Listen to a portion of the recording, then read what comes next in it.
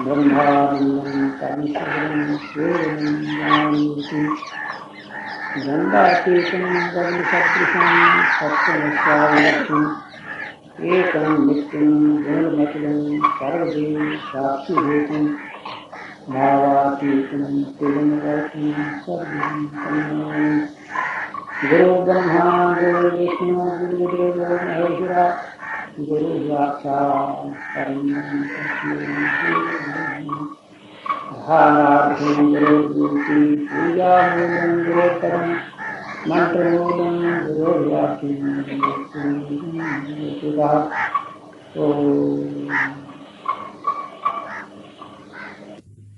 ਹੁਣ ਇੱਕ ਬੜੀ ਮੋਟੀ ਜਿੰਦਾ ਮਿਸਾਲ ਮੈਂ ਤੁਹਾਡੇ ਅੱਗੇ ਰੱਖਦਾ ਔਰ ਫਿਰ ਤੁਸੀਂ ਨਿਸ਼ਚਾ ਕਰੋ ਕਿ ਇਹ ਕਿੱਥੋਂ ਤਾਈਂ ਠੀਕ ਹੈ। 1 ਸਾਲ ਪਹਿਲੇ ਇੱਕ ਸਤਸੰਗੀ ਨੂੰ ਉਪਦੇਸ਼ ਦਿੱਤਾ, ਇੱਕ ਨੂੰ ਦਿੱਤਾ, ਦੂਸਰੇ ਨੂੰ ਦਿੱਤਾ, ਤੀਸਰੇ ਨੂੰ ਦਿੱਤਾ, ਚੌਥੇ ਨੂੰ ਦਿੱਤਾ। ਸਮਝ ਲਓ ਕਿ ਤਕਰੀਬਨ ਸਾਰੇ ਪਰਿਵਾਰ ਨੂੰ ਹੋ ਗਿਆ। ਅੱਛਾ, तो पिछले साल एक उन्होंने विचों एक आदमी जिन्हों उपदेश दिते नो हाले कोई शायद 43 दिन होए सी, उहदा शरीर शांत हो गया। उहदा शरीर शांत होने दे नाल क्या होया कि सारे परिवार दे जिहड़े आदमी सी वो अभाव लैके घर बैठ गए भी जब उपदेश दिता सी तो मर क्यों गया। जे इसने मर जाना था सानू पहले दस देना सी। हालांकि वो लड़का था जिस वक्त के 3-4 साल का सी तो हाले बात नहीं सी करन लगा तो मां नू खास करके कहना सी, मां मैं जब बड़े हो जाना तो मैं मर जाना, प्रभु के धाम में जाना। पहली गल ये कहना सी। और एक बार ने कई बार उसने कहा तो उसकी मां ने आके मैनू दसिया कि इस तरह कहना। मैं क्या ठीक है गल, तो ये तेरा काम ये है कि तैं इस दिन ज्यादा मोह नहीं पाना, अज तो पक्का कर ले इस गल। उसकी मां ने उपदेश बहुत देर तक पहला लिया, उन्होंने ये गल पकाई नहीं। हुण आन के तो वो शरीर शांत होया तो सारे दे सारे जितने सी वो परमार्थ तो हटे ही, इतना ही नहीं किया बल्कि जो जो बातां कही सी ते परमार्थी आदमी नूं फिर ये काम नहीं करने चाहिए वो ही उन्होंने कीते जिद्दां कोई जिद के करदा। तुसीं दसो कि उहदे च मेरा क्या बिगड़िया भाई। अगर वो रोए पटोए आप भी दूसरिया ने भी पटाया और इस तरह का अपना रुख बदलिया तो उन्होंने क्या लाभ होया इस दे विच। तो इसी तरह मैं तुहानू कहना भी जब तुसी परमार्थ च लगो तो बड़े देख सोच विचार के लगो कि जो परमार्थ का रस्ता दसिया जाए उसके डहने बाएं नहीं होना चाहिए।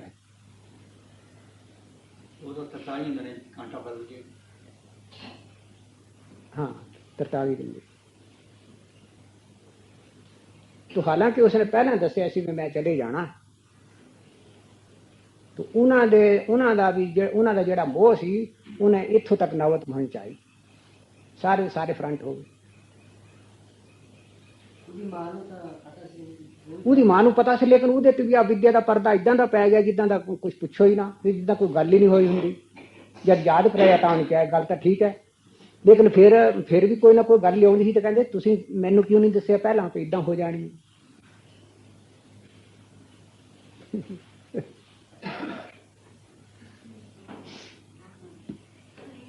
तो भाई ये बात ठीक नहीं है।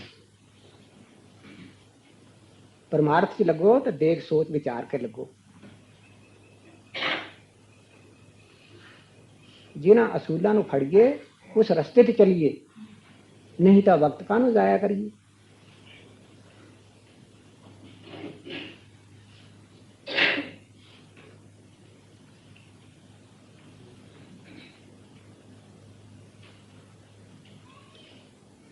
परमार्थी या सत्संगी या भगवान का भगत जिहड़ा इस मार्ग के ऊपर चलना चाहता है उसके क्या लक्षण होने चाहिए ये जरा कन खोल के सुन लो। कई आदमी कहते उपदेश लेना है, तो उपदेश लैन के वास्ते पहले अधिकार प्राप्त करना चाहिए। जब तक किसी के अंदर अधिकार प्राप्त नहीं होंदा उसनूं वो बैरूनी तौर पर चाहे उस दीक्षा ले ले लेकिन कुछ लाभ नहीं हुंदा, संस्कारी चाहे हो जाए। तो असली माने जेड़ा लाभ उठाना चाहता है उसके लक्षण क्या होने चाहिए? पहली चीज जबरदस्त श्रद्धा,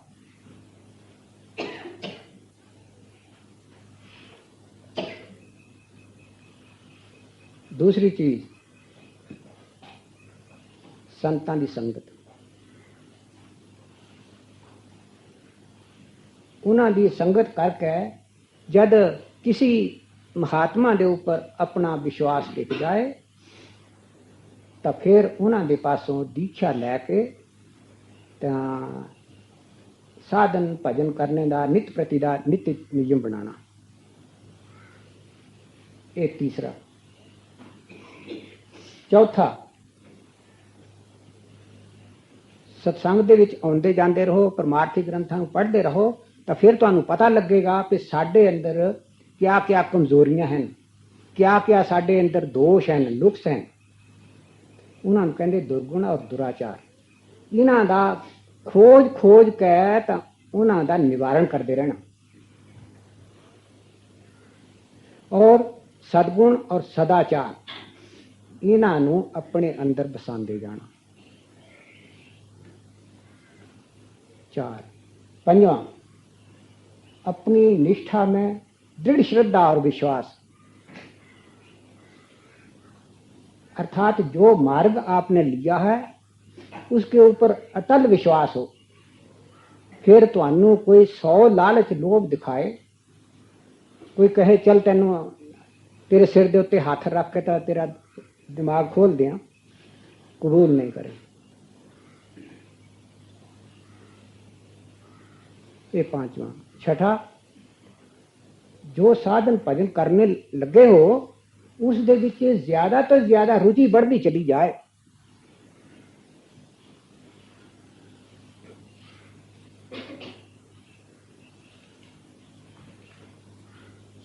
छठे सातवां, साधन और भजन इनमें रोज रोज आसक्ति होती जाए। भगवान और भजन में आसक्ति होती जाए। आसक्ति किस तरह? जिस तरह तुहाडी अपने बच्चों दे विच है, रुपए पैसे दे विच है, इसे तरह भगवान और भजन इन्हां दोनों दे विच आसक्ति बढ़ती जाती है। जिस नित नियम रोज करते हो उसका लोभ तुहाडे अंदर बढ़ता चला जाए और जेड़ा तुहाडा इष्ट है उहदे नाल रोज रोज तुहाडा प्रेम बढ़ता चला जाए। और ये तदे ही बढ़ेगा जद तुसीं दूसरे पदार्थों दे विचों कम करोगे। प्रेम तो हर एक आदमी दे अंदर है और वो इहदे कल्याण दे वास्ते काफी तो ज्यादा है, लेकिन इसने वो तकसीम किया है बाल बच्चों च, रुपए पैसे दे विच, अपने शरीर दे विच, इस्त्री च, माता पिता, होर कई चीज़ों के किया है, उन्होंने तकसीम किया है। वो जितना जितना उसकी तरफों मन हटता जाएगा कुदरती तौर पर दूसरे पासे भगवान के लगता चला जाएगा। दो ही चीज़ां इसदियां आसक्तियां रह जा, एक अपना भजन और दूसरे भगवान, बस ये सब। और अठवीं चीज, जब भगवान के स्वरूप का पता लग जाए कि वो परमात्मा सर्वत्र व्यापक है, कोई जगह उससे खाली नहीं, संपूर्ण भूत प्राणियों के अंदर वो ही तो है,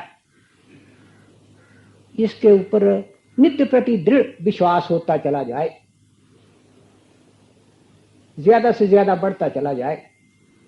पहले तो था ना जुबानी ही सुनिया या लोगों तो आम भी लोगों परमात्मा तो सब जगह ही है, ये सिर्फ लफ्ज कहने तक ही है, विश्वास है नहीं। जिस आदमी ने इस गल के उत्ते विश्वास होवे, भला वो दसो वो कोई बुरा कर्म कर सकेगा? एक भी नहीं कर सकेगा। करना तो एक तरफ गया, बोल भी नहीं सकेगा। वो कहेगा जिसके साथ मैं बात कर रहा हूं कि जिसके अंदर भगवान नहीं, क्या वो सुन नहीं रहे, मैं सरासर झूठ बोल रहा हूं? उसके अंदर एक भी बुराई नहीं रह सके। तो ये जो भावना है दिन प्रतिदिन बढ़ती चली जाए, तो ये हैं 8 लक्षण। जिस भगत के हृदय में ये 8 लक्षण आ जाएं, इनके ऊपर चलने लग जाए, तो फिर उसकी निशानी क्या है? उसकी निशानी ये है कि उसके अंदर सच्चा और सच्चा प्रेम पैदा हो जाता है। और जिस साधक के हृदय में ये सच्चा और सच्चा प्रेम पैदा हो जाता है, उसके अंदर दिव्य अलौकिक प्रेम पैदा हो जाता है। प्रभु का स्वरूप क्या है, अनुभव उसका होता है, तब क्या प्रतीत होता है? आनंद, प्रेम। बस ये सच्चा और सच्चा प्रेम उसके अंदर पैदा हो जाता है। और जिस किसी के अंदर ये पैदा हो जाता है, उसको दूसरे लोग समझने में असमर्थ हो जाते, नहीं समझ सकते कि वो उस प्रभु में कितना डूबा हुआ है।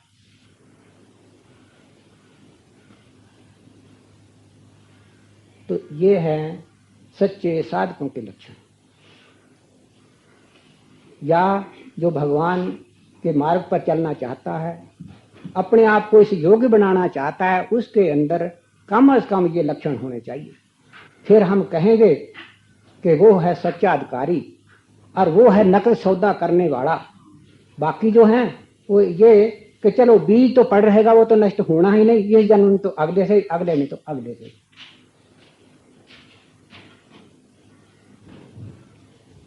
तो ऐसा कहने वाले तो कई मिल जाएंगे कि भाई हमें गुरु पूरे मिले, पूरे हों, बड़े ऊंचे पहुंचे हुए हों और अपनी योग्यता से हमें दर्शन करा दें, तब तो हम पूरे गुरु समझे। परंतु ये नहीं, ये मार्ग नहीं है। मार्ग ये अपने अंदर ये योग्यता प्राप्त करनी होगी।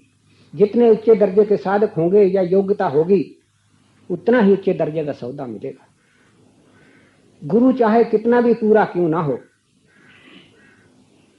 लेकिन अगर साधक के अंदर योग्यता नहीं है, गुरु पूरे कुछ नहीं कर सकते। कुछ करते भी हैं, उनकी अपनी ताकत होती है, उससे कुछ करते भी हैं और लोगों को करते भी देखा है। परंतु होता क्या है? होता है ये, जिस तरह मदारी लोग आम का पौधा लगा करके लोगों को आम खिला देते हैं, खाली डब्बा लेकर के तो उसमें मिठाइयां भर देते हैं और लोगों को खिलाते हैं। क्या कहते हैं कि ये जादू है, ये भूत प्रेत सिद्ध किया हुआ ये है। वो क्या होता है? हाथ की सफाई।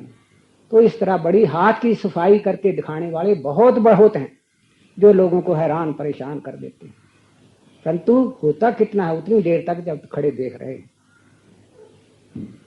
इस वास्ते किसी के बहकावे में ना आना, किसी के फसलाने पर फिसल न जाना। नहीं, जिसको विश्वास हो तजर्बा करके देख ले, वो और भी ज्यादा अच्छा होता है।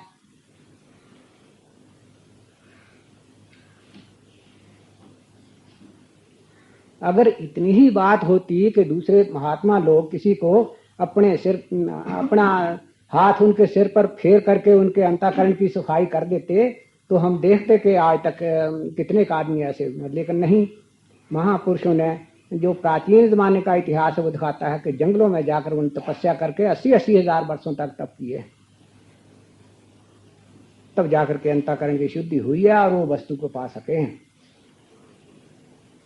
इस वक्त भी जिन्होंने कुछ किया है तो उन्होंने ही लोगों को शिक्षा दी है और अपने जीवन से दिखाया है कि कितनी कठिन तपस्या उन्होंने की है। अगर ये बात इतनी ही सहज में होती कि किसी ने सिर के ऊपर हाथ रखा और दिव्य नेत्र खोल दिया तो बड़ी अच्छी बात है, ऐसा है नहीं।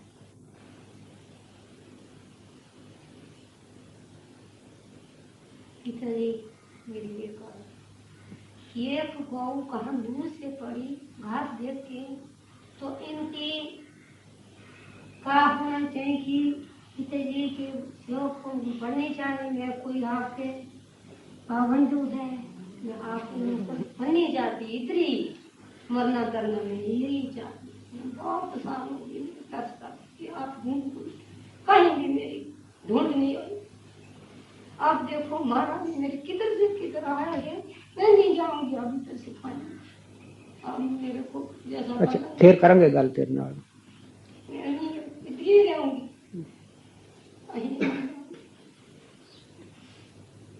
अच्छा, तो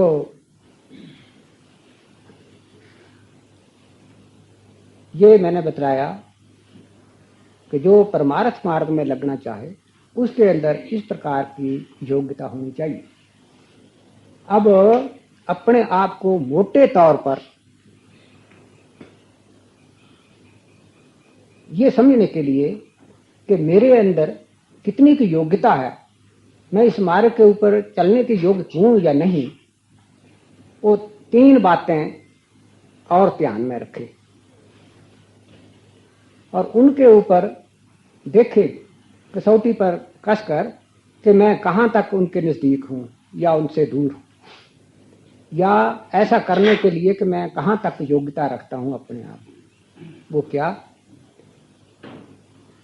अहंता, ममता और वासना, ये 3 चीजें हैं। जिस आदमी के अंदर ये 3 चीजें खत्म हो चुकी हों, महात्मा अपने बल से उसी वक्त उसको दर्शन करा सकते हैं। ममता और वासना 3 चीजें जिसके अंदरों जा चुकी हैं तो वो समझो कि पूरा योग्य शिष्य है।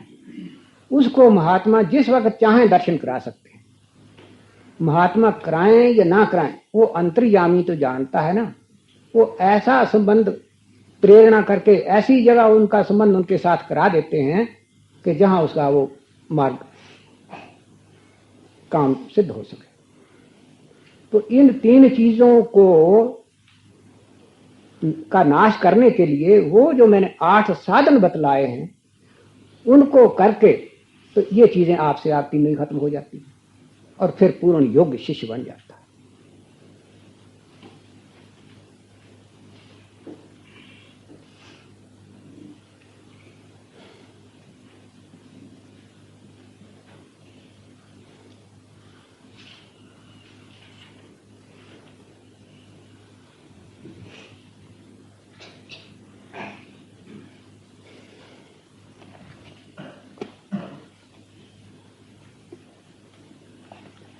तो भाई इन बातों के ऊपर जरा ध्यान रखा करो और इसके ऊपर चलने की कोशिश किया करो।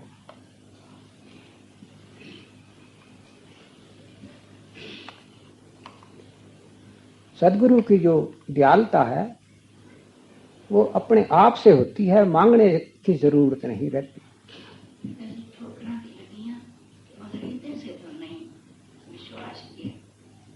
मैंने बतलाया था दोनों में समत्व भाव रहे। कर्म किया, फल मिले या ना मिले,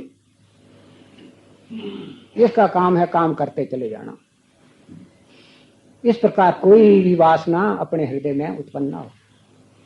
इतना तो है कि कोई काम आपने करना है तो उसके लिए आप कहीं जा रहे हैं तो मानना पड़ेगा कि वासना है तभी जा रहे हैं ना। तो ठीक है, उतनी की वासना होने में कोई हानि नहीं है, लेकिन जब उसमें कोई आसक्त हो जाता है तो वो उससे बंध जाता है। तो उसमें बंधन ना हो, कर्तव्य समझ करके करता चला जाए, हो जाए तो भी ठीक, ना हो जाए तब भी ठीक। सिर्फ अपना कर्म करना कर्तव्य समझे। तो इस प्रकार जो वासना है ये नष्ट हो जाती है। परंतु इनकी युक्ति क्या है?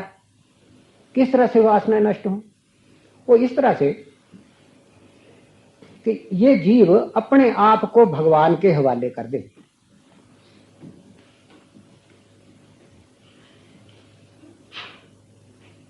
अपने आप को भगवान के हवाले कर देने पर भगवान सब प्रकार की जिम्मेवारी इसकी अपने ऊपर ले लेते हैं।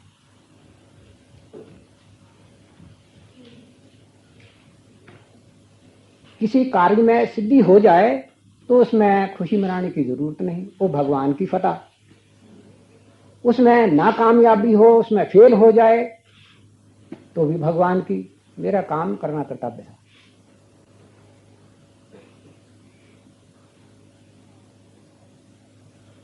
इस प्रकार सभी कर्मों को करता चला जाए तो कोई वासना इसके अंदर जमा होती ही नहीं। दुकानदार के मुनीम को आप लोग देखते हो, सारे काम करता है और ठीक उसी तरह करता है जिस तरह दुकानदार अपनी दुकान पर बैठ करके काम करता है। जो बातें दुकानदार कहता है वो ही मालिक वो मुनीम कहता है। परंतु मालिक जो है वो मेरा मेरा करते हुए बंध जाता है, परंतु मुनीम जो है वो मेरा मेरा कहते हुए बंधता नहीं, क्योंकि मेरा मेरा कहने पर भी वो जानता है कि ये जो कुछ भी है मालिक की है। क्यों भाई तू कल मेरे पैसे नहीं दे गया?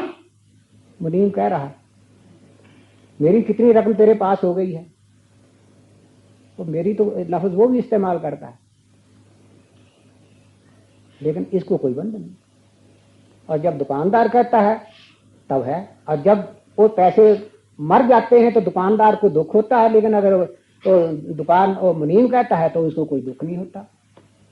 1000 रुपया दुकान में मुनाफा हो जाता है तो मुनीम को कोई सुख नहीं, और मालिक को उसका बड़ा सुख प्रतीत होता है। तो ये क्यों? क्योंकि मुनीम ने हृदय से इस बात को समझ रखा कि ये दुकान जो है मालिक की है, और मुझे जो कुछ मिलना है वो तो 60 रुपए या 100 रुपए जो तनख्वाह मुझे तो वो ही मिलनी है। इस तरह करते हुए सारे के सारे काम जितने हैं मैं मेरी करता हुआ भी मुनीम जो है वो बरी रहता है। तो इसी तरह परमार्थी आदमी को भी जितने काम हैं भगवान के काम समझ करके करता चले। आप कहोगे उस मुनीम को तो तनख्वाह मिलती थी तब ये ऐसा कहता था, तब उसने ऐसा मानना हुआ था। इसको क्या मिलना है जो ये ऐसा करेगा? इसको मिलने हैं भगवान। इसको 100 रुपया नहीं मिलना, 60 नहीं मिलने, 200 नहीं मिलना, इसको मिलने हैं भगवान। क्यों? भगवान का काम जो करता है, भगवान की आज्ञा का जो पालन करता है, भगवान का जो सेवक है, भगवान का सेवक है तो सेवा का फल उसी ने देना है जिसकी सेवा करता है। तो भगवान क्या देते हैं? भगवान अपने आप को देते हैं। इस प्रकार ये जो वासना है, इन वासनाओं को इस तरीके से खत्म करना है। ऐसा करने से क्या होता है? ऐसा करने से अंतःकरण की शुद्धि होती है। अंतःकरण का जो शीशा है वो साफ होता है। साफ होता है तो मुंह दिखाई देखने लग जाता है उसमें। ये है वासना। ममता किसे कहते हैं? ममता कहते हैं कि पराई वस्तु को अपनी समझना। इस जीव को जो जो कुछ इस वक्त मिला हुआ है, जिसको ये कहता है मेरा मेरा मेरा मेरा मेरा, विचार की दृष्टि से देखा जाए तो इसका मेरा कुछ भी नहीं है, सब भगवान का है। परंतु गलती से बार बार ऐसा कहने के कारण और ऐसा ही सोचने के कारण इसको ऐसा ही प्रतीत होने लगा कि वो मेरा है। बस इसी के कारण ये बन गया। वासनाएं जो थी वो तो रस्सियां थी, और ये जो ममता है ये और भी बड़ी रस्सी है। ये इतनी बड़ी रस्सी है जिस तरह कि दूसरे जिस तरह मेरे अंग हैं तो मैं इस अंग को भी अपना ही समझता हूँ, इसको भी अपना ही समझता हूँ। इस तरह मेरा मेरा करते करते जिन जिनको मेरा कहता है वो समझता है मेरे ही जिस्म का अंग है ये। नतीजा क्या होता है? अगर एक दिन कोई आदमी मर जाता है उसको इतना ही कष्ट होता है जितना किसी का कोई अंग कट गया। तो ठीक है, बार बार जो जाप करता था मेरा मेरा मेरा मेरा और हृदय से भी समझता जाता था, नतीजा वही हुआ। तो ये बात जो है ये गलत नहीं है, मानी हुई नहीं है, सच्ची बात है। क्या कि ये पदार्थ तो हैं सारे सब भगवान के, लेकिन गलती से उनको अपना समझ लेता। आज से ये समझ ले कि जिनको मैं मेरा कहता हूं मेरा एक भी नहीं, ना माँ मेरी, ना पिता मेरा, ना स्त्री मेरी, ना बच्चे मेरे, कोई भी चीज अपनी नहीं, ना घर अपना, ना जमीन अपनी। ये सारी सब चीजें जितनी है सब भगवान की हैं। 4 दिन तुमको आए हुए हो गए इस जगह पर तो कहने लगे ये मेरा घर, ये मेरा मकान, ये मेरी जमीन, ये मेरा फलाना फलाना। 4 दिन वो आदमी जो तुम्हारे साथ इस वक्त इकट्ठे हुए हुए हैं 4 दिन पहले कहाँ थे? कोई कहीं था, कोई कहीं था, कोई कहीं था, आकर के इकट्ठे हो गए सराय के मुसाफिरों की तरह, और उनको अपना अपना कहने लग गए, मानने लग गए और कहने लग गए। नतीजा होया कि ये मालूम हुआ कि हमारे शरीर का ही अंग है। तो इस अविद्या, इस अज्ञान को दूर करना है कि जो कुछ भी है सब भगवान का है। हाँ, इतना जरूर है कि मेरी जरूरियात को पूरा करने के लिए उसने ये चीजें जुटा दी। ठीक, तो बस उस मुनीम की तरह समझो, जितने दिन रहना है संगी साथी तुमको दिए हुए हैं, जब उनका और तुम्हारा हिसाब किताब हो जाना, सब अपनी अपनी जगह चले जाना। जिन जमीनों के आज तुम मालिक हो, पता नहीं आज तक कितने सैकड़ों नहीं, हजारों नहीं, लाखों करोड़ों ही आदमी हो के चले गए, और हम चले जाएंगे, करोड़ों ही आदमी इसके ऊपर आके मलकियत जमाएंगे, मेरा मेरा कहते चले जाएंगे। जमीन यहाँ की यहाँ ही रहेगी, मकान जमीन जो कुछ भी है सब यहाँ ही रह जाएगा। और जो मेरा मेरा दूसरे करने वाले थे, हमारे साथी थे, वो भी कहीं चला जाएगा, किसी योनि में चला जाएगा, किसी योनि में चला जाएगा। तो क्या ये अज्ञानता नहीं है? 4 दिन के लिए एक जगह इकट्ठे हो गए, उनके साथ मेल जोल हुआ, कोई संबंध हुआ, तो उनको मेरा कहने लग गया और इतना पक्का मजबूत किया कि अपन जिस्म का अंगी समझने लग गए। और तो और अपना शरीर जो है ये भी अपना नहीं है। चंद रोज पहले ये शरीर कहीं और जगह था, और तरह की मिट्टी इसके ऊपर चढ़ी हुई थी, आज ये मिट्टी चढ़ी हुई है, कल को ये भी मिट्टी उतर जानी है इसी शरीर के ऊपर, और मिट्टी आ जानी है। तो जब शरीर भी अपना नहीं है, ये भी मेरा नहीं है, तो इसके साथ संबंध रखने वाली चीजें मेरी कहाँ हो? तो इस असलियत को समझ करके, वैसे अगर तुम मेरा मेरा करके कहते हो, मेरी माता, मेरी पिता, मेरा बहन भाई, इस तरह कहते हो, तो कहने मात्र में कोई हर्ज नहीं, लेकिन असलियत को समझो। ऐसा समझोगे तो क्या होगा? बंधन नहीं पड़ेगा, दुख नहीं होगा। यह है ममता। देखो ना, पराई चीज यहाँ किसी की हो, किसी का मकान हो, जबरदस्ती उसके ऊपर जाकर के कब्जा कर लोगे तो क्या होगा?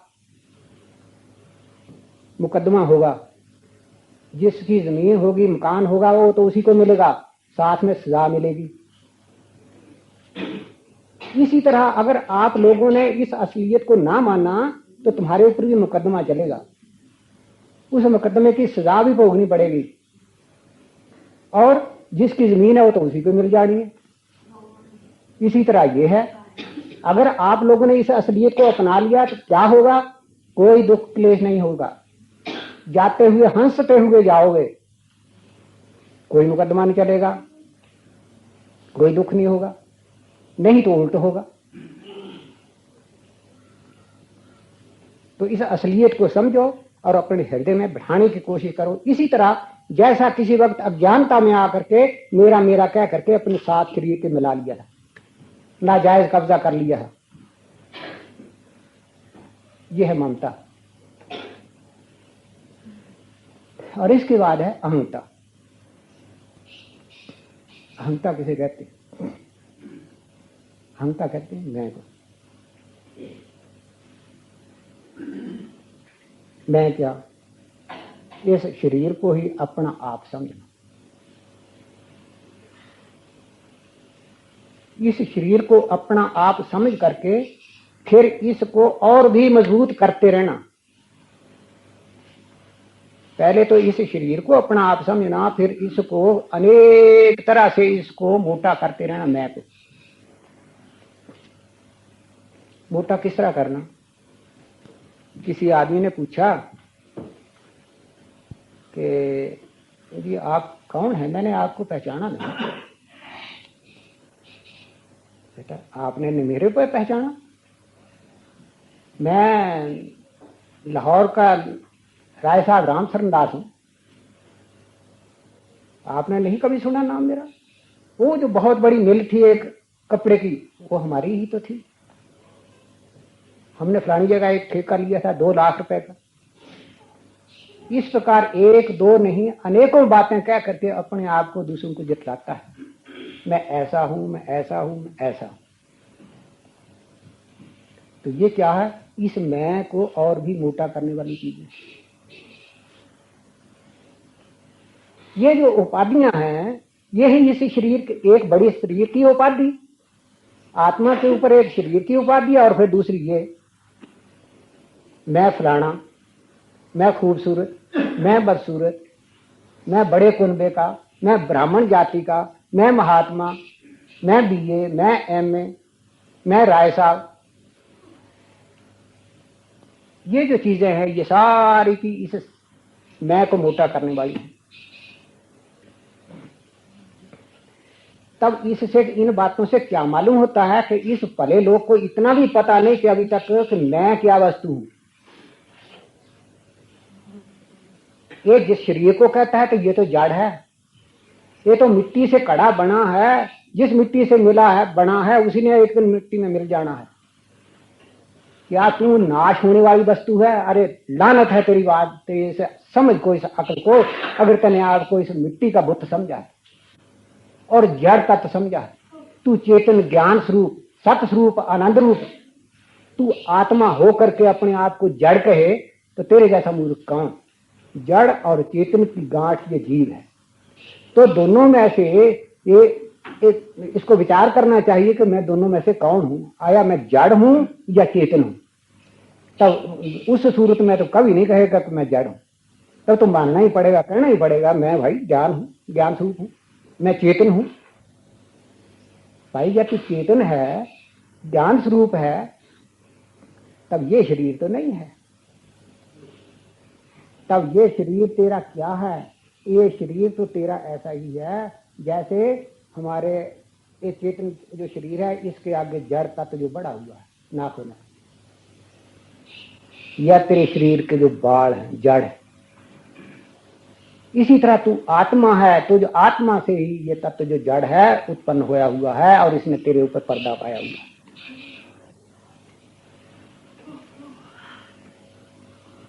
तो जिस वक्त इसको अपने सत स्वरूप का बोध होता है कि मैं सत हूं, चित्त हूं, आनंद रूप हूं, तब उसकी इस शरीर के ऊपर से आस्था मिट जाती है। ये शरीर मैं नहीं, ये तो भाई शरीर जो है ये तो इस चेतन सत्ता का या आत्मा के अजहार करने का एक औजार है। परमात्मा सर्वव्यापक।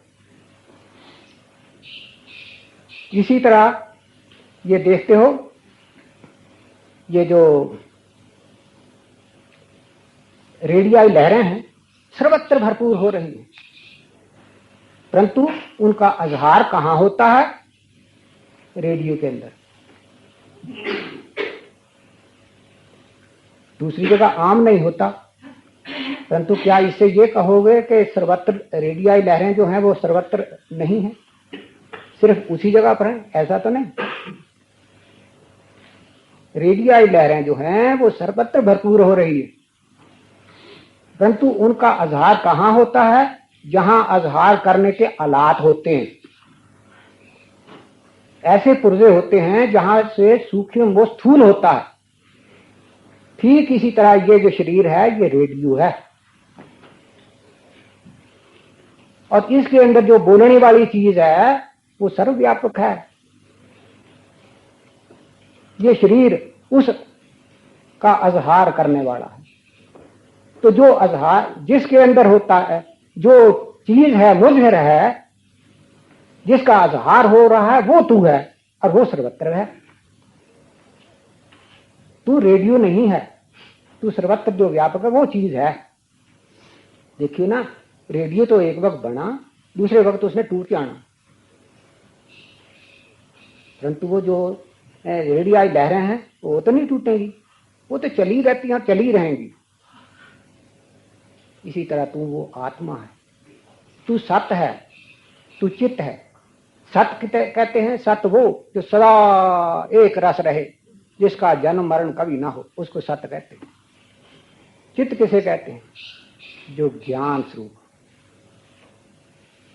एक जड़ तत्व है, दूसरे ज्ञान है स्वरूप है। तू सत स्वरूप है, तू ज्ञान स्वरूप है, तीसरे तू आनंद रूप है। उसी आनंद को प्रेम कहते हैं। यह है तेरा असली रूप, और वो जो रूप है वो सर्वत्र व्यापक है। परंतु याद रख, जिस तरह रेडियो लहरें रेडियो के अंदर प्रकट होती हैं, इसी तरह तू वो रेडियो है। तो रेडियो तो सत वस्तु नहीं है। इस वास्ते देखना, गलती से तेने अपने आप को इस शरीर को देख करके तेने नहीं कहना कि मैं ये हूं। ये तो बढ़ने बिगड़ने वाली बात है, इसने कल बिगड़ जाना है। तो इस तरह जिस वक्त आदमी अपने सत्य स्वरूप को समझ जाता है, तो कहने के लिए तो चाहे वो कहे इसी शरीर को दिखा करके, लेकिन उसका ख्याल जो है वो तत्काल आत्मा के ऊपर जाता है कि मैं वो, और जहां उसके ऊपर गया तो उसका अहम जो है उस सर्वव्यापी सत्ता के ऊपर आ जाता है।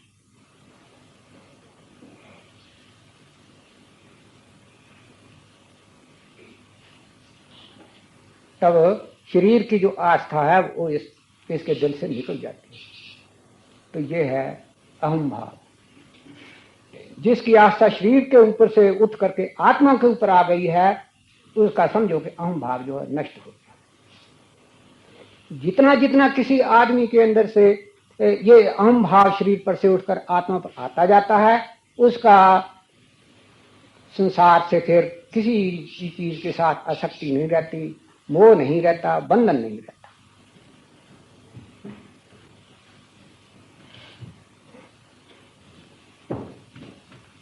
तो सच्चे अधिकारी के अंदर जब एक किसी के अंदर लक्षण आ जाते हैं तो फिर कोई भी महात्मा उसका कल्याण कर सकता है, फिर तो हुआ ही समझो। परंतु जब साधन मार्ग में चलना होगा तो वो जो 8 बातें कही हैं उनको आहिस्ता आहिस्ता करके अपने अंदर लाना होगा।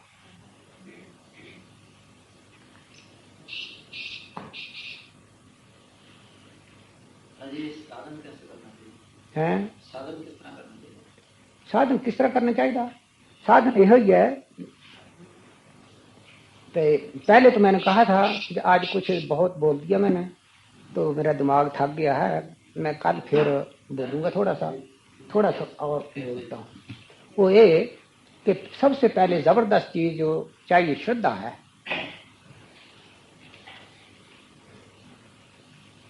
जो 8 चीजें बतलाई थी उनमें से पहली चीज श्रद्धा है। अगर श्रद्धा एक चीज आ जाए तो बाकी चीजें आहिस्ता आहिस्ता अपने आप ही आ जाती हैं। परंतु श्रद्धा जो है ये एक ऐसी चीज नहीं है जो कहीं किसी तरीका से अपने अंदर रख ली जाए, मान ली जाए, ऐसी नहीं है।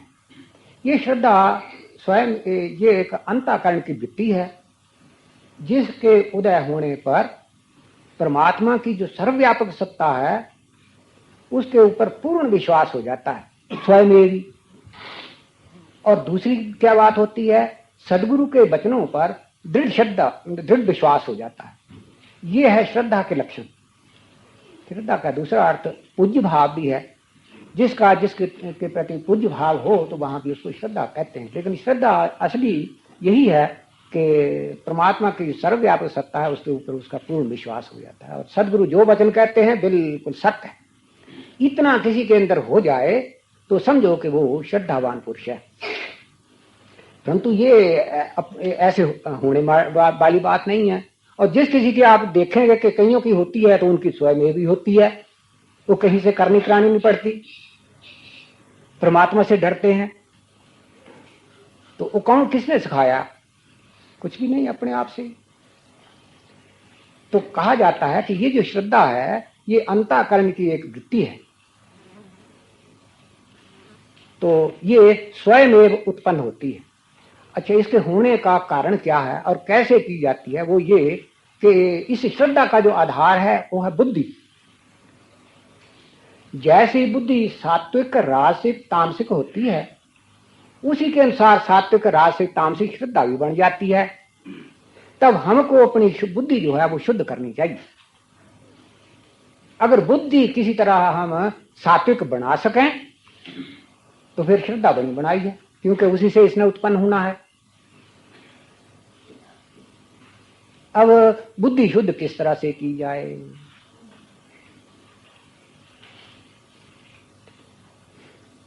अच्छा, तो एक बात याद रखने वाली है, अंतःकरण, मन, बुद्धि। उठे ना करो भाई, जेड़ा कोई आंधी आके बैठिया करे, तो जिन्हें ना बैठना हो वो बैठे ना करे। बैठना और बोलना नहीं। अंतःकरण, मन, बुद्धि, चित्त, अहंकार, ये 5 चीजें हैं। ये तकरीबन एक ही चीज है। अगरचे इनके कार्य अलग अलग होने से इनको अलग अलग कहा जाता है, परंतु मोटे तौर पर ये चारों ही एक ही चीज के बोधक हैं। कई आदमी कहते हैं आज मेरा चित्त ठीक नहीं है, अब वहां चित्त का लफ्ज इस्तेमाल किया है। दूसरा कहता है आज मेरा मन ठीक नहीं है, वो भी वही बात है। आज मेरी बुद्धि बड़ी विक्षिप्त हो रही है, ये भी वही बात है। आज मैं बड़ा दुखी हूं, ये अहंकार। तो एक तकरीबन सारी बातें जो हैं वो एक ही चीज है जिसके अलग अलग नाम है। तो अलग अलग इनके नाम कैसे हुए? जब अलग अलग किस्म के काम करते हैं तो इनके अलग अलग नाम हो जाते, चीज एक होती है। जिस वक्त आदमी के अंदर संकल्प विकल्प उत्पन्न हो रहा हो, किसी बात का निश्चय न कर सके, तब समझना कि उसका मन काम कर रहा है। और जब किसी बात को विचार करते करते एक बात निश्चय हो गई, ये बात ऐसे है, तब वो पक्की मोहर लगाता है, ये बात ऐसी है। आज फलाना दिन है, क्योंकि फलाना दिन मैं फलानी जगह गया था, उस दिन फलाना दिन था, आज इतने दिन हो गए तो आज फलाना बात ठीक ही है, निश्चय हो गया। तो ये हो गई बुद्धि। जब किसी बात का फैसला कर दिया जाए तो करने वाली होती बुद्धि। अच्छा, इसके बाद चित्त। चित्त उसे कहते हैं कि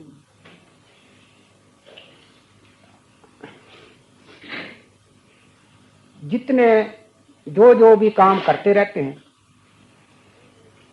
वो काम हो चुकता है तो उसका एक संस्कार बाकी हमारे हृदय में रहता है, वो जाकर के अंदर एक जगह पड़ जाता है, या यूं समझो कि एक उसकी तस्वीर बन जाती है, हमारे अंतःकरण में पड़ जाती है। उसके बाद दूसरा होता है, वो पहले की बात जो भूल जाते हैं, दूसरी फिर याद करते हैं, वो भी भूल जाती है। इस तरह सवेर से लेकर शाम तक कितने हमने काम किए, जब काम कर चुकते हैं तो वो उसका कार्य समाप्त हो जाता है। लेकिन रात को जब सो जाते हैं तब फिर जब हम स्मरण करें, तब सुबह ये काम किया था, फिर ये किया था, वो सारे फोटो जो है वापस आते हैं। ये संस्कार जहां जाकर के जमा होते हैं उसी को चित्त कहते हैं।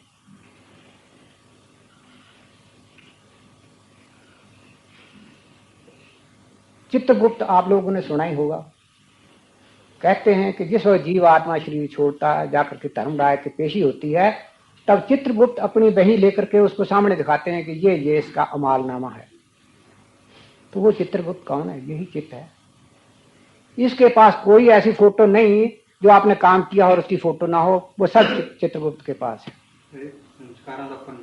हाँ, संस्कारों का भंडार, ये है चित्त। मन, बुद्धि, चित्त और अहंकार। जिस वक्त कोई आदमी किसी काम को कर लेता है, करने के बाद बुद्धि भी निश्चय दे देती है, परंतु जब तक अहंकार की मोहर उसके ऊपर नहीं लगती तब तक वो फैसला पक्का नहीं समझा जाता। जज ने फैसला कर दिया और मिसल भी पूरी तैयार कर दी, जो उसने फैसला बुद्धि द्वारा देना था सारा सब कुछ हो गया, लेकिन जब तक सरकारी मोहर नहीं लग जाती है उसके ऊपर, तब तक वो फैसला जज का लिखा हुआ भी कट्टा जा सकता है, उसकी कोई कीमत नहीं होती। हालांकि बुद्धि द्वारा उसने सब कुछ लिखा है। तो इसी तरह अहंकार है, जब किसी बात के ऊपर कमर कस करके कोई बात लगा देता है तो उसको अहंकार कहते हैं। ये चार चीजें जो हैं, इन चार चीजों को एक नाम से कहना हो तो इसी को अंतःकरण कहते हैं। अंतःकरण चतुष्टय, इन चारों से युक्त जो है उसको अंतःकरण कहते हैं। और आमतौर पर मन, बुद्धि, चित्त, अहंकार सब इसी का एक ही चीज के नाम है। अच्छा, तब जब यहां तक बात समझ में आ गई, तब एक चीज का हम नाम लेते हैं, सबका नाम नहीं लेते, हम कहते हैं अंतःकरण। तो अंतःकरण जो है यही हमारे विचारों का केंद्र है। अगर ये अंतःकरण किसी प्रकार से शुद्ध हो जाए तो बुद्धि शुद्ध हो गई। आहार शुद्ध हो, सत्य शुद्धि, सत्य शुद्ध हो, स्मृति शुद्ध, सत्य शुद्धि, आहार शुद्ध हो, सत्य शुद्धि, सत्य शुद्ध हो, ध्रुवा स्मृति, स्मृति शुद्ध हो, सर्वग्रंथि नाम में प्रमोक्षा। छांदोग्य उपनिषद में आता है कि आहार के शुद्ध होने से, आहार शुद्ध सत्य शुद्ध, सत्य नो अंतःकरण, आहार के शुद्ध होने से अंतःकरण शुद्ध हो जाता है। सत्य शुद्ध हो ध्रुवा स्मृति, और अंतःकरण के शुद्ध होते ही स्मृति जो है वो जाग पड़ती है। जो बातें हम भूल चुके हैं इस जन्म की, अनेकों जन्म की, जानते हो इस जन्म भी अनेकों बातें भूले, उस वक्त स्मृति जाग पड़ती है। और कोई चीज ऐसी नहीं जो तुम्हें मालूम ना हो। फलां समय पर फलां गलती की और उसका वो खमियाजा उठाना पड़ा। बार बार हमें थप्पड़ क्यों लगते हैं? इसीलिए गलती करते हैं, भूल जाते हैं, दोबारा फिर करते हैं, फिर भूल जाते हैं, फिर थप्पड़ लगते हैं, फिर खाते हैं। और ये यही थप्पड़ खाना क्या, संसार में आना जो है ये बार बार यही थप्पड़ खाना है। एक जन्म में कुछ थोड़े छितर नहीं पड़ते, अगर इसको समझ आए जा जाए तो एक ही जन्म में अपना मारी साफ कर ले। लेकिन क्या कहा जाए, सारे जन्म जब अंत आता है उस वक्त कुछ भी स्मरण नहीं रहता, स्मृति ना रहने के कारण। तो जहां स्मृति जागृत हुई तो कहते हैं सर्व ग्रंथि नाम विप्रमोक्ष, सारी जो ग्रंथियां हैं उन सब से छुटकारा मिल जाता है। सबसे बड़ी 3 ग्रंथियां, ब्रह्म ग्रंथि, रुद्र ग्रंथि और शिव ग्रंथि। गोया थोड़े ही शब्दों में इसका जो जन्म मरण है वो ही खत्म हो जाता है, उसी से छुटकारा मिल जाता है। काबो जब अंतःकरण शुद्ध होता है, अंतःकरण के शुद्ध होते ही सबकी शुद्धि हो जाती है। अब विचार पैदा हुआ कि इस अंतःकरण को शुद्ध कैसे करें। तो वो पहले कहा कि आहार शुद्ध हो सत्य शुद्धि, आहार के शुद्ध होने से ही अंतःकरण शुद्ध हो जाता है। आहार कौन सा? आहार कहते हैं खाने पीने की चीजों। हमारा ये शरीर जो बना हुआ है ये किस चीज से बना है? वही पदार्थ जो हम खाते पीते हैं, जो मिट्टी बाहर से ले जाते हैं उसी से शरीर बनता है। तो जैसा अन्न वैसा मन। बतलाया था कि ब्रह्मलोक से लेकर पाताल तक, जहां तक सृष्टि की रचना है वहां तक ये तीनों गुणों का विस्तार है। सत्व रज तम, ये 3 गुण हैं। इन तीनों गुणों का ये संसार विस्तार है। तो जिन 3 गुणों से ये संसार बना हुआ है उसी से हमारा अंतःकरण बना हुआ है। और वही तीनों गुण कमी बेशी के साथ हर एक चीज के अंदर है। किसी के अंदर सतगुण प्रधान है, किसी के अंदर रजोगुण, किसी के अंदर तमोगुण। तब जब अंतःकरण को सतोगुणी बनाना चाहते हैं तो फिर सतोगुणी पदार्थ ही सेवन करें। फिर हमें देखना पूछना पड़ेगा कौन से सतोगुणी पदार्थ है। उन सतोगुणी पदार्थों की जो लिस्ट होगी उन्हीं का सेवन करना होगा। रजोगुणी जो तमोगुणी होंगे वो नहीं सेवन करने चाहिए। मोटे मोटे लफ्जों में जरा फल हैं, तरकारियां हैं, कणक है, जौ हैं, चावल हैं, इसी तरह दालें हैं, सब्जियात हैं, ये सतगुणी। और मांस, शराब, तेल, खटाई, प्याज, लहसुन, गरम मसाले, शराब इत्यादि जो पदार्थ हैं ये रजोगुणी और तमोगुणी हैं। तो रजोगुण और तमोगुण जो है यही अंतःकरण को मैला करने वाले इन पदार्थों का परित्याग कर दे और केवल मात्र सतोगुणी पदार्थ जो है उन्हीं का सेवन करें। तब हमारे अंतःकरण को सतोगुणी पदार्थों का ही मसाला चढ़ेगा। दूसरी बात ध्यान रखने वाली ये कि ये तो हमने सुन लिया, किताबों से भी पढ़ लिया कि ये सतोगुणी है, लेकिन उनको जो लाने का तरीका है वो अगर सतोगुणी नहीं होगा तो हमारा चीजें लाई हुई भी तमोगुणी हो जाएंगी। चोरी डाका मारा, खून किया, किसी को कत्ल किया, रुपया ले आए और सतोगुणी पदार्थों का सेवन करेंगे तो कभी हो सकेगी ये बात? इस वास्ते आहार की शुद्धि होती व्यवहार से। व्यवहार जो है वो भी सतोगुणी हो। क्या हक हलाल का लुकमा हो, हक हलाल की कमाई हो, इतना भी नहीं। उसमें से भी भगवान कहते हैं कि उसको भी पहले भगवान की सेवा में लगाकर तो बाकी का यज्ञ शिष्टान मृत भुजो यान्ति ब्रह्म सनातनम। भगवान को अर्पण करने के बाद जो फिर अन्न बच रहता है वो सतोगुणी होता है। इस प्रकार जो आहार की शुद्धि हो जाती है, स्वयं एक उसका जो अंतःकरण है वो शुद्ध हो जाता है। शुद्ध हो जाता है तो इसी ने विचार देने हैं, फिर इससे आवाज भी वैसी ही निकलेगी। तो आज इतना ही बोलना है। आहार की शुद्धि से सतोगुण पैदा होता है और सतोगुण से फिर शुद्ध सात्विक श्रद्धा उत्पन्न होती है, जिससे फिर परमात्मा की सर्वव्यापक सत्ता पर और सदगुरु के वचन पर विश्वास होने लग जाता है। बाकी की जो 6 बातें हैं वो फिर कल बतलाऊं। 7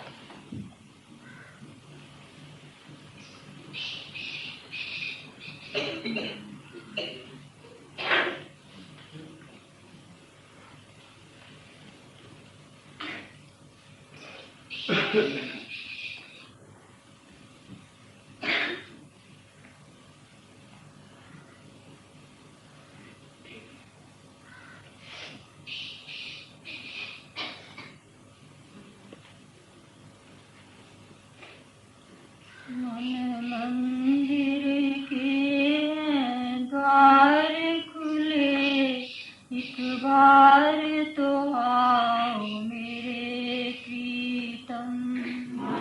मंदिर के द्वार खुले, एक बार तो आओ मेरे प्रीतम। दिन रात मैं तुम्हें मनाता हूँ, अब मान भी जाओ मेरे प्रीतम। दिन रात मैं तुम्हें मनाता हूँ, अब मान भी जाओ मेरे प्रीतम।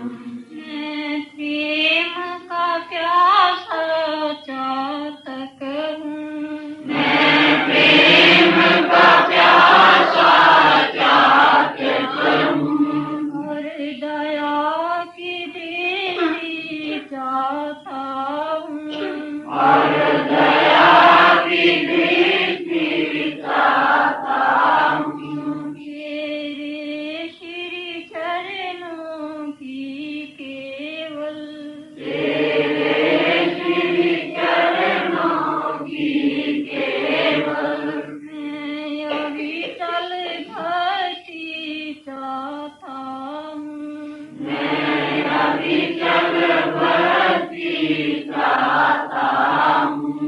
भक्ति और प्रेम का शांति जल मुझ पर बरसाओ मेरे प्रीतम। भक्ति और प्रेम का शांति जल मुझ पर बरसाओ मेरे प्रीतम। दिन रात मैं तुम्हें